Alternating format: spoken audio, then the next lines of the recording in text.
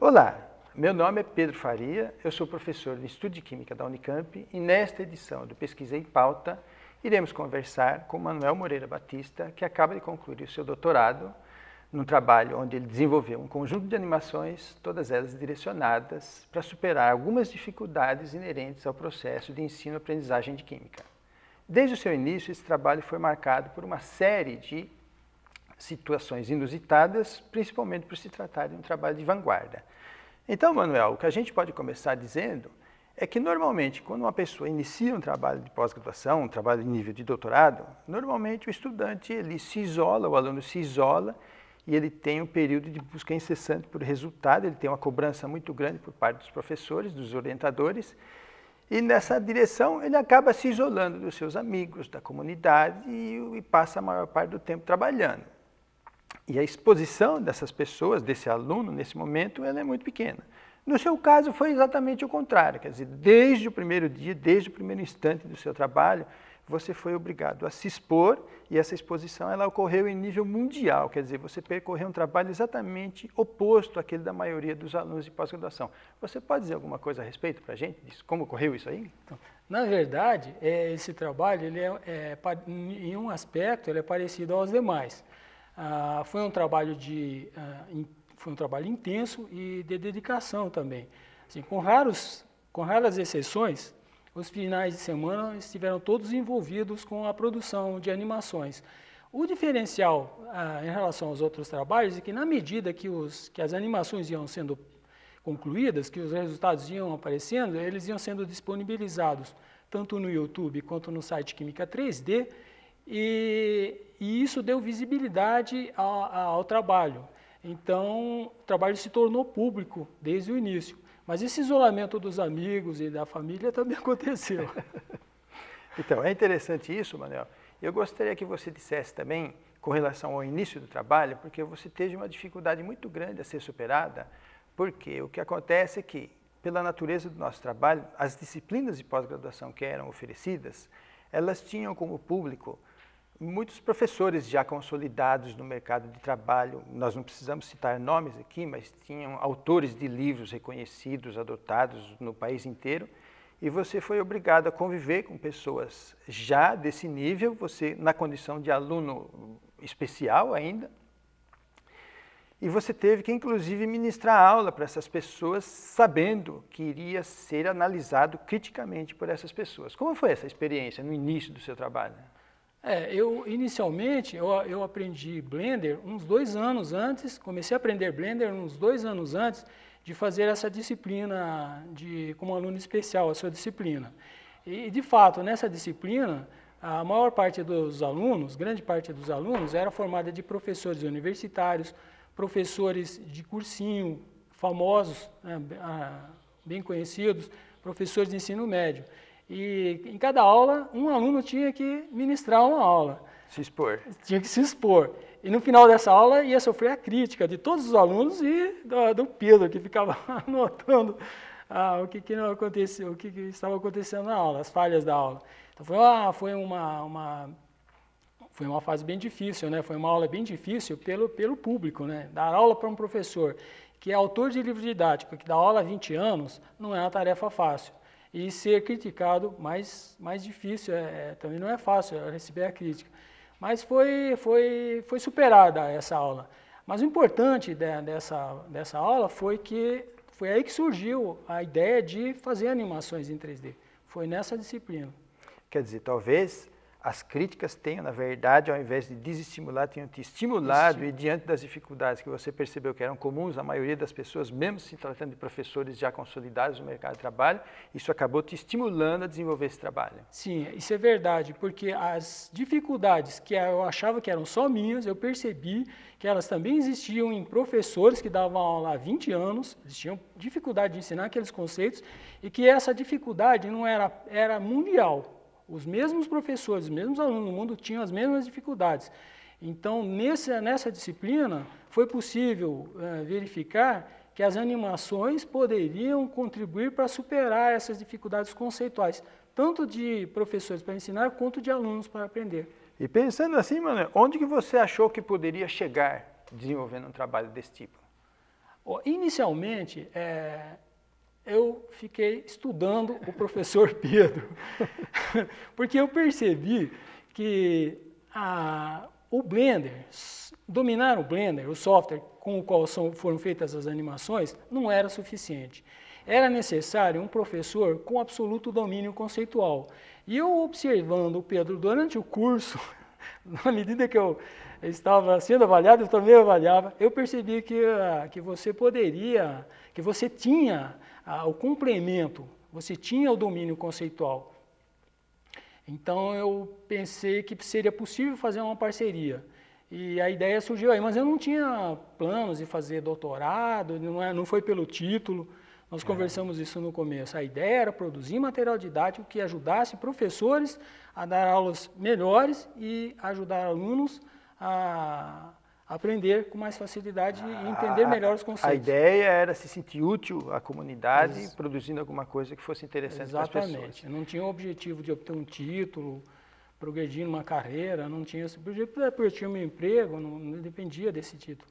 Então, Manuel, quer dizer, esse é o primeiro estágio, vamos dizer assim, de todo o seu programa de doutorado.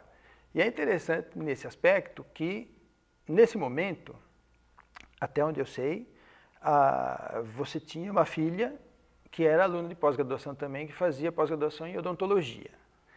E é uma situação interessante, pai e filho fazendo pós-graduação ao mesmo tempo, independentemente de serem áreas diferentes.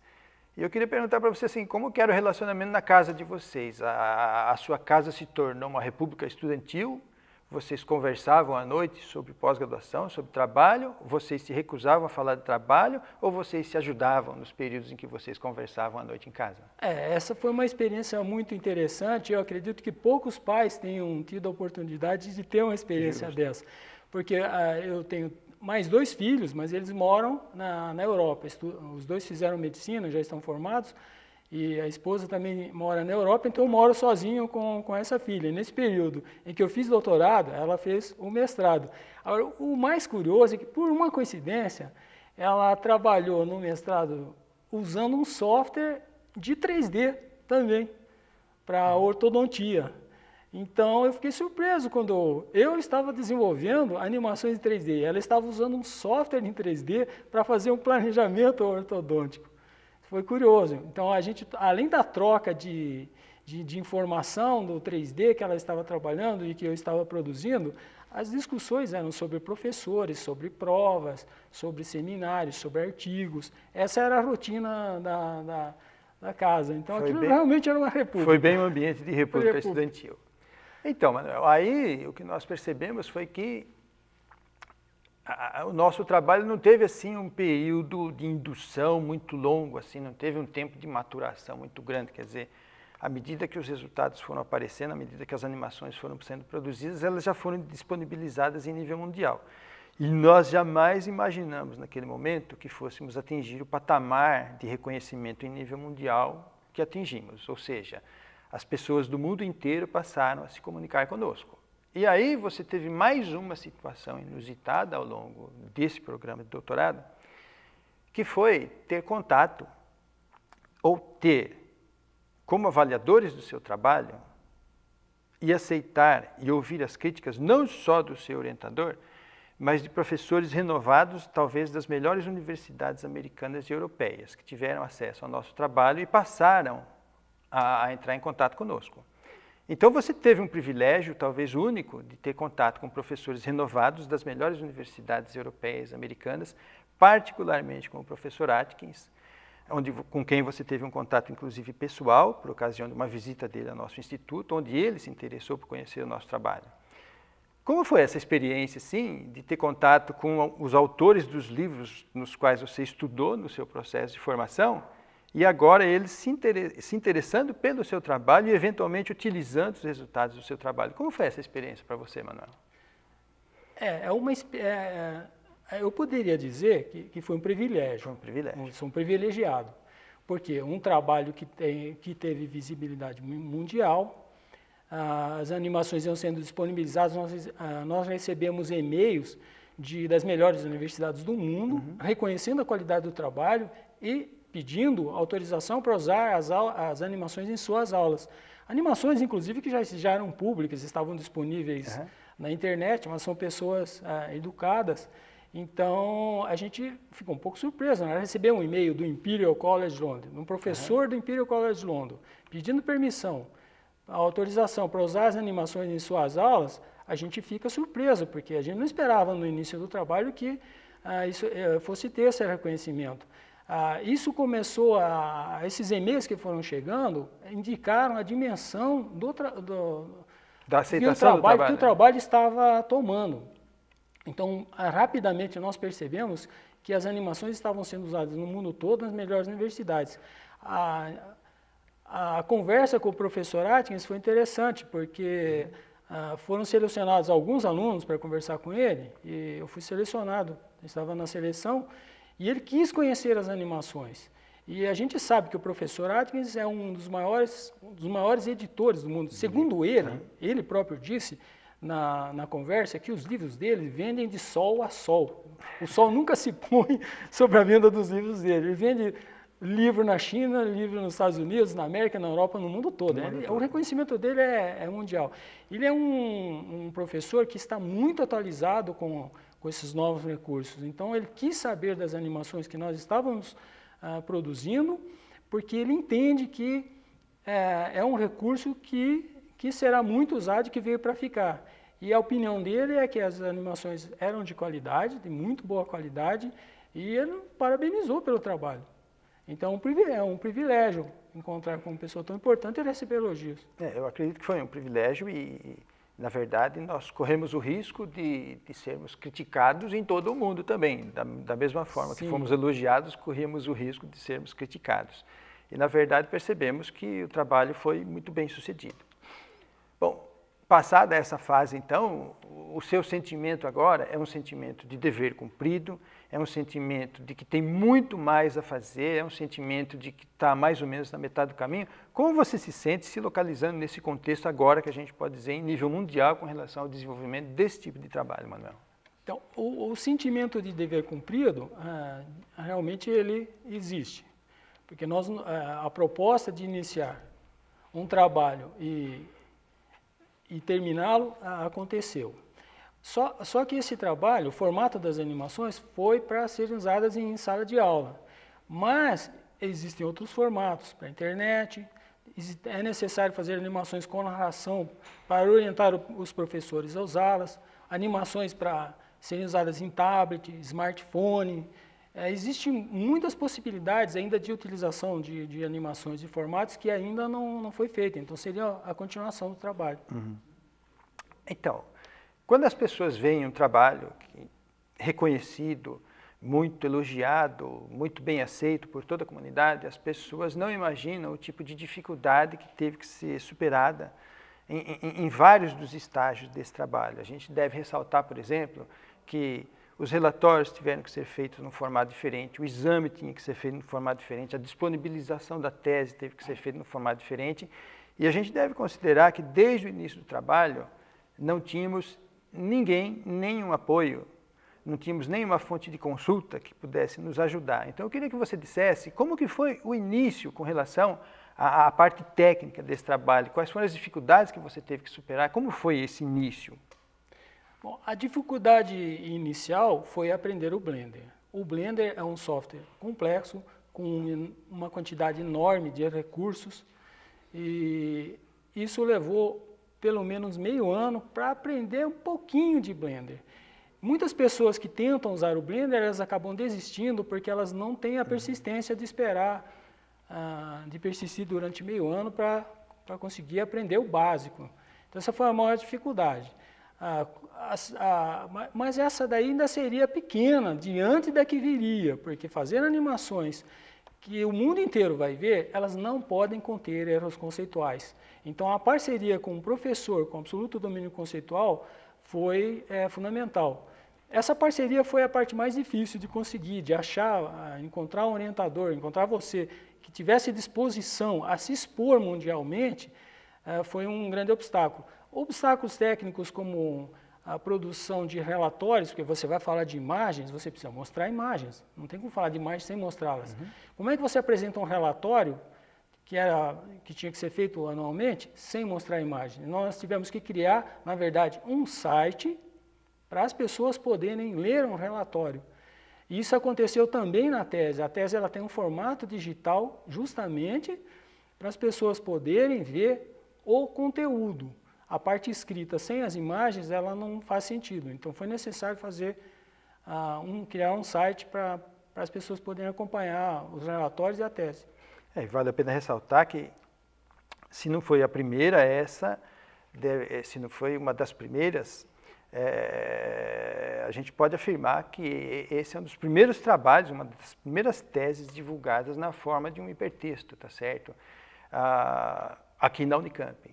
Agora, o que acontece, Manuel, é que muitas pessoas acharam muito estranho, muito esquisita a maneira como nós disponibilizamos todos os resultados desse trabalho, a maneira como nós disponibilizamos livremente todas as imagens para as pessoas de qualquer parte do mundo fazerem download.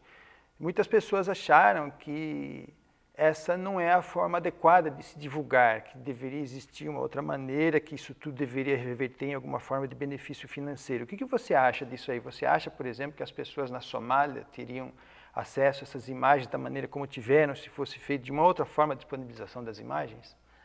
E a gente percebe atualmente, com o advento da internet, que existem dois tipos de pessoas. Aquelas que desenvolvem um produto para ganhar dinheiro, para criar uma patente, para licenciar a patente ou vender o software, e existem pessoas que não estão preocupadas com isso.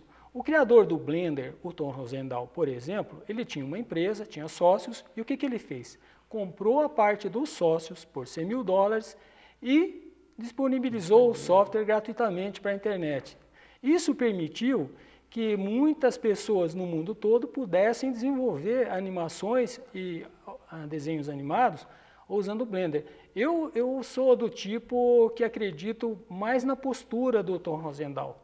Eu acho que a gente tem que produzir material didático para a educação, para o ensino de química e disponibilizá-lo gratuitamente. Porque assim, tanto os países ricos quanto os países pobres, como você mencionou, o Haiti, a Somália ou o Afeganistão que está em guerra, enquanto eles estão em guerra, numa guerra civil, tem gente lá dentro estudando, dando aula com as animações.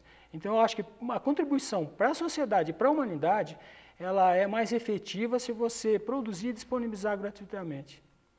Então, Manuel, como uma última pergunta, ontem, num jornal de circulação aqui da região, foi veiculada uma notícia que dizia que os tablets são o brinquedo mais cobiçado pelas crianças nos dias de hoje, que provavelmente o tablet vai ser o brinquedo mais desejado no Natal desse ano.